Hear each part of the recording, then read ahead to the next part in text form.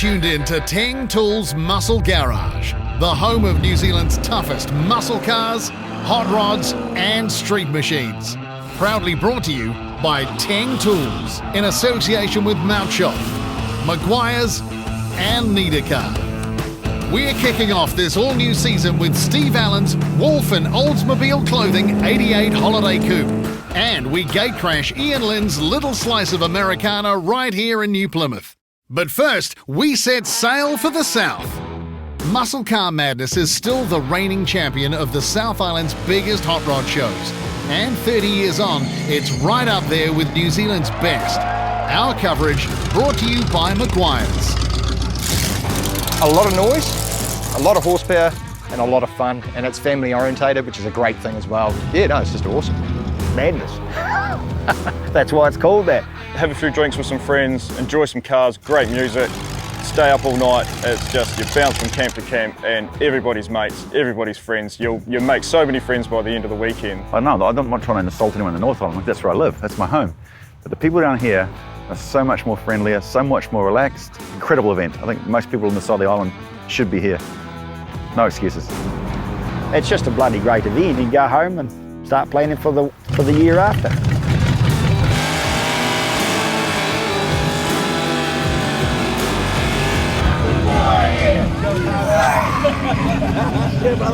I think that there's nothing like it in the world, you know. I mean, we certainly, push the limits and the cruising and stuff, and it's very hard to keep a lid on it all.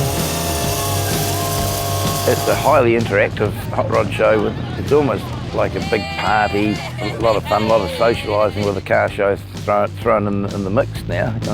Some people have been there for, probably the second generation coming through. Not too sure how many have been actually conceived over that weekend, but we can relate that back to birthdays.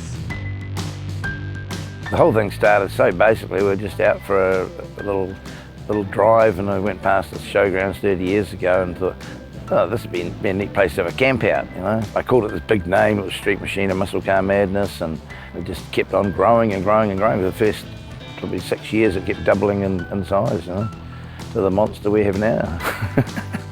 This year we think probably about 600 virgins turned up who've never been to the show before. It takes them 24 hours to understand the etiquette of the show, what to do and what not to do, and what happens if you do something you're not supposed to. But after that, it's just a grin from ear to ear. One little kid come up to me the other day and says, I rode around in 28 cars. I didn't know anybody that owned them. It's like one big family, like you walk into anyone's tent and you'll get offered a drink or something, and it's just good, a big family. With 950 pre-registered vehicles and closing in on 2,000 on the Saturday, it's not often you hear an event of this massive scale referred to as a family. Yet somehow, in its 30th year and its biggest yet, Rangiora's Muscle Car Madness has maintained its low-key atmosphere. In all that madness, it all feels somehow laid back.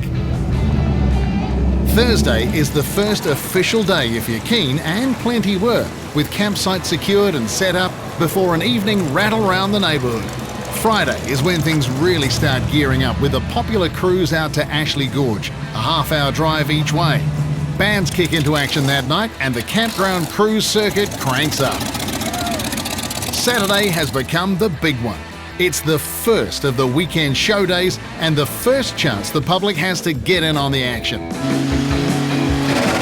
The Burnouts have well and truly cemented their place at Muscle Car Madness now with a purpose-built burnout pad which hosted afternoon sessions on both the show days. The event nowadays has some pretty healthy competition when it stakes its claim as the South's biggest, but in truth, it's easily one of the country's best.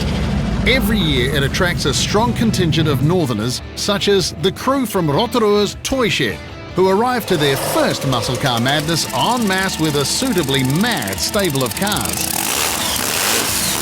We've run you through Russell's supercharged 1650 cube Centurion tank-powered Model A coupe in a previous episode, and it's had a couple of shakedown runs at the drag strip of late.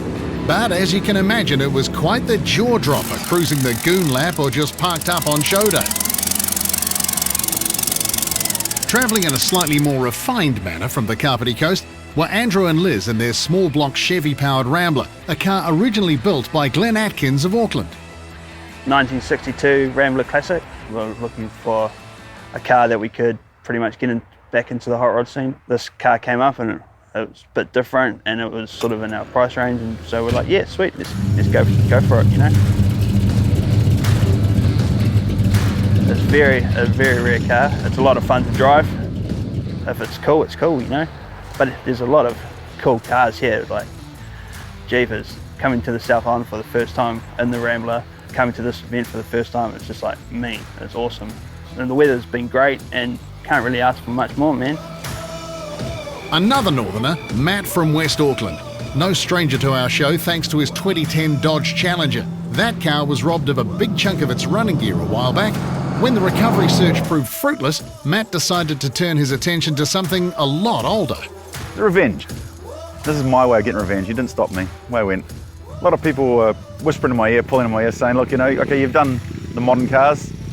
Come and do a real car now, you know, try your hand at that. So, a bit nervous building something old because I don't know about building old cars, but I thought I'd give it a good shot. Going 42 years back is one thing, but a move away from Mopar wasn't even on the table. The 68 Dodge Charger is like when you talk about muscle cars, it's that era. If you're a Chev guy, you give stick to Ford, but no one gives stick to Mopar. You know, that's just the way it is. It's like the big brother in respects, just leave them alone. Yeah, it's old school, but it maintains all the trademark cues of one of Matt's builds, including a blower through the hood and a big old shot of NOS. After overcoming a lifetime's worth of headaches while getting the high-tech setup running right in his 2010 Challenger, the tried-and-true old-school driveline was a welcome change. More agricultural, I suppose you could say. I don't have to worry about electronic this, electronic that, and it's just pretty straightforward. It makes sense. It's running a 440 Mopar big block engine, tricked up 77 transmission, QA1 front suspension and front end, and ride tech suspension, air ride suspension all the way around. But it rides nice and it stops nice with a four-wheel disc. Very happy. Wilder in a rather different way are many of the creations that turn up each year to the Rangiora Showgrounds. There's not many car shows where you can recall a Holden 8-wheeled spa pool, a spaceship, or something from the set of Mad Max cutting laps on a Friday evening, and that's just the tip of the iceberg. Some artistic endeavours even had a warrant and reg on the window. It was actually going to be a lot rougher than it is. I sort of had a cab and I've always wanted to put an old truck cab, Ford cab onto a Toyota chassis. The end result actually come up a lot better than we thought, so we thought we'd better give it a bit of interior and a bit of this and that. Started off as a sidey motor, then to a Windsor. Then I thought, no, bugger this, it's probably 10, 15 grand. Went Lexus, $1,500 for a complete motor, trans and computer and loom. Put a supercharger on it and never looked back. Started off with a bonus cab, bought a complete 88 Toyota Hilux for a box of spates and channeled the bonus cab 10 inches over the floor pan. I was going to run the pipes out of the motor and down the side, but didn't work with a Toyota chassis for mounting guards, so ended up at Wayne Nichols one day and he had some old 36 Ford guards there, so they ended up getting put on it. The Nutford tractor grill surround that was lying in the paddock at my granddaughter's place up on top of the Brockville Hill in Dunedin, and some old spinner grill bits were lying from the spinner, so they got fitted in and things just kept falling together. So pretty budget vehicle really at the end of the day. Been on the road for just over a year and a half now, no problems, absolutely fantastic surface to clean, which doesn't happen very often, like clean the windscreen, clean the wheels and just keep driving the pants off it. Hot rodding to some people, it's an art form in your own mind. I don't like following what someone else has already done. I like to do things different. I suppose it's a mix between a bit of steampunk, a bit of rat rod, and a bit of real comfort. 4 days of the South Island's biggest auto party is just too much for one episode. Be sure to tune in next week for part 2 of our Muscle Car Madness coverage when we hit the burnout pad.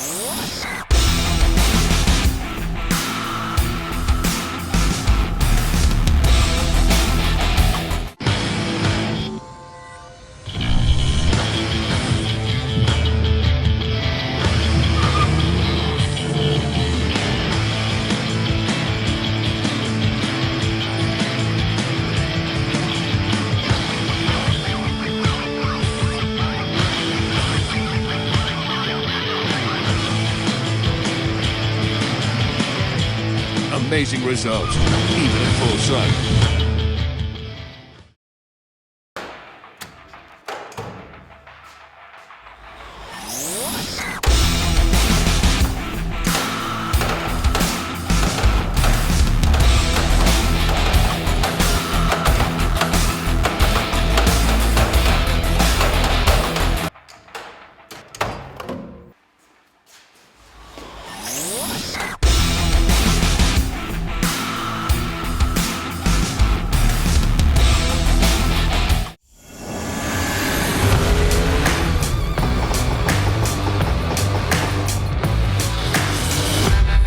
You're back with Teng Tools Muscle Garage.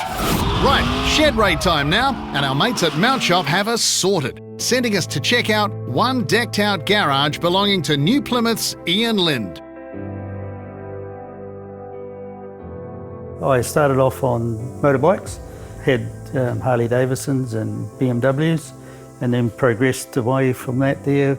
Wife didn't like motorbikes, and so brought about the four-wheel change. So yeah, 20 odd years ago we moved into cars. Chrome, you know, how can you have a modern car today? You see plastic, fantastic.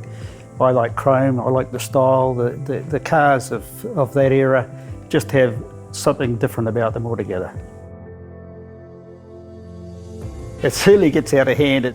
It eats at you. You know, you have a car and you want another car, or you want to change your car, it grows on you. You know, it's sort of something that we never had a vision or a plan to have a lot of cars. Shed's full. It has to be a classic.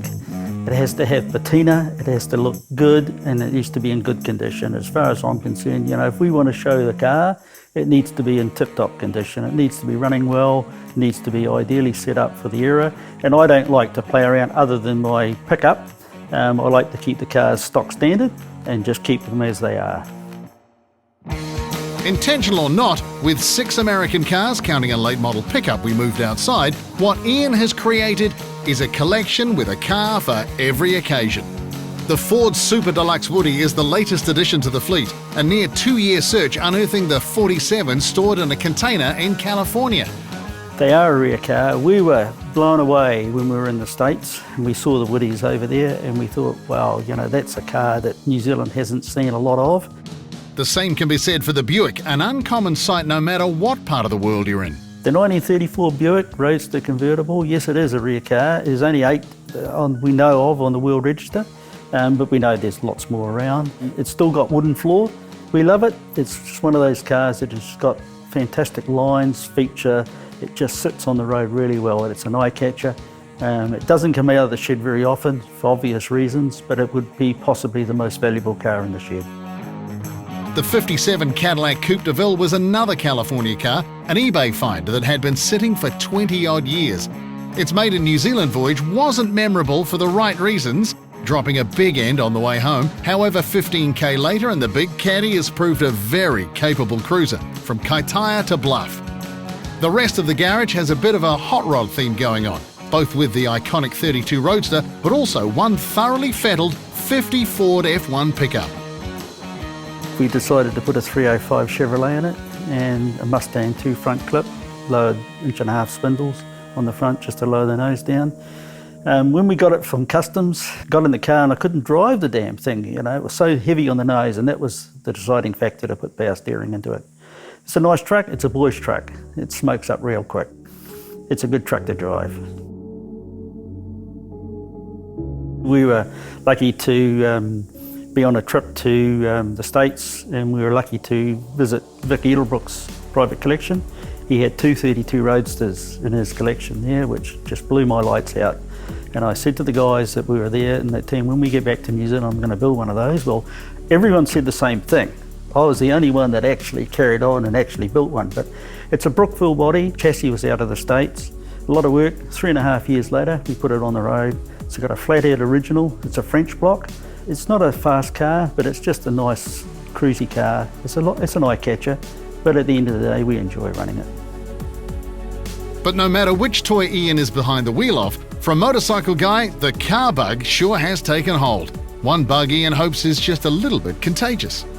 Absolutely. I think the bygone era that we're seeing today is the young children today don't know, what cars were like and what parts of the car work. And we were at a kindy just before Americana, and one of the young kids didn't know what the door winder was. They didn't know what bumpers were. To me, that tells us that the era is going to be lost.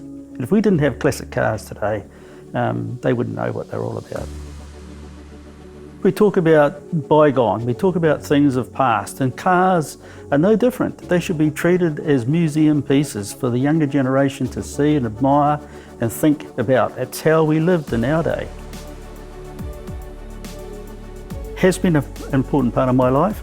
As an engineer, I have worked on all these cars. I'm lucky to have that trade background to be able to do that work, because I think some people haven't, and it becomes an expensive exercise to have a classic car. For us, it's about enjoying now the cars and driving them and enjoying meeting people and enjoying other people's cars as well as we go to different car shows.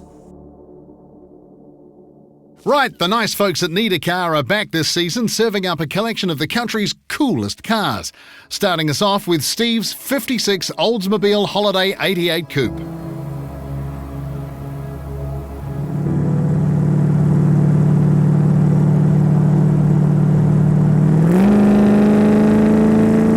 Modern underneath, piece of shit on top. That's probably the easiest way to explain it to someone that doesn't really get cars. All brand new underneath, everything modern, easy to drive. We're keeping its original physique on the outside. So it's a bit of a wolf in sheep's clothing, I suppose you could say.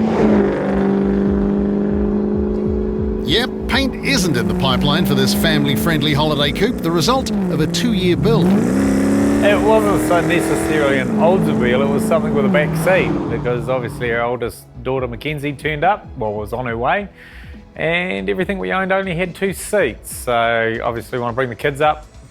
Well, they don't actually have a choice.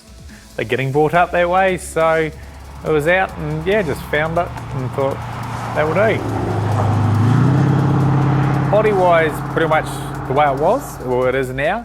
All we've done is just thrown a coat of satin clear over it just to give it a bit of a look. It wasn't obviously road legal. Been here in New Zealand for a wee bit, just sort of been sitting there. Just sort of be a neat car. There was just a draw card about that, and no offence to anyone, but over a Bel Air, because it was slightly different than your Bel Air as well, which caused a few issues, so I probably should have got a Bel Air. No, off the shelf really isn't a thing when you wander off the beaten path. A hurdle Steve was better equipped to deal with than most. The crew at Steve Allan Custom's approach to the Retro Tech GM hardtop would be just that, custom. And the Olds are product of the while you're there philosophy. It's that shiny bolt. The one shiny bolt in the engine bay makes all the rest look a lot worse, so yeah. It definitely evolved. When we purchased it, the back had been removed. They'd attempted to put airbag sort of set up in it, so we sort of had to start a lot there. Originally, I was going to run it with the original 88 rocket engine in it, but when we sort of started doing all the airbag work and everything like that, we decided that if we're going to run it through cert, bugger it, let's do a few more bits and pieces where the long-term run was going to go. So it took a bit longer, but easier in the long run. Up front, a trusty LS1 now hangs over the Heights independent front end, housed between the narrowed chassis rails. Out back, the frame was C-notched to drop over a 9-inch diff with a winter's housing and true track centre. It's located by a custom 4-link, and the whole lot gets much more friendly with the terra firma thanks to a full Ride-Tech Shockwave air install. However, it was important all this late model performance and reliability wouldn't detract from the very original GM styling. Wanted to keep it a little bit modernised, but keep it within sort of an original look. Didn't want anything overstated in there, even down to organising a unit to turn the electric speedo back to analogue. So we didn't need to change any of the dash, everything original. The exception, of course, being those US mags and the way the big coupe sits over them. Yep, she's lost a fair chunk of altitude under the knife. Even with the bags full of O2, the big coupe tucks those 20s well into the guards. It's about 2.5 hours to change a rear tyre, so there's some fors and against of, modifying, shall we say. The price of looking cool. Another unique touch on this unique car are the bumpers, Steve opting for copper over chrome. Something different, and to be honest, that was more of a fluke. Had, you know, for example, the bumper bars had the chrome removed to repair them. Sort of saw an opportunity that looked really cool, so worked with that and carefully repaired and moved forward with what we had. And I think it sort of really suits the car and a lot cheaper than chroming. And it's that out-of-the-box thinking that perhaps best sums up this Oldsmobile.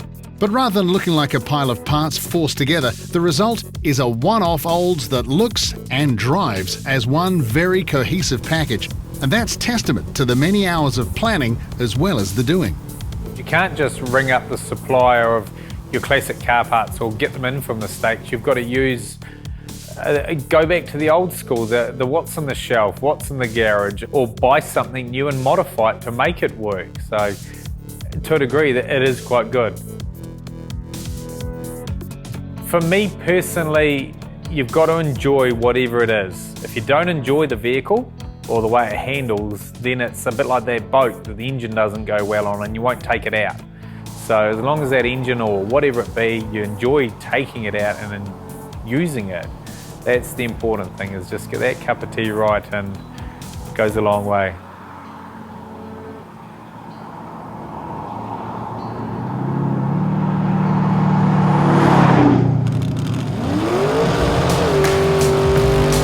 Teng Tools Muscle Garage was proudly brought to you by Teng Tools. Get organised. Mount Shop, undercar specialists. Maguire's, people who love cars love Maguire's. And Need a Car, the easy way to research and buy cars online.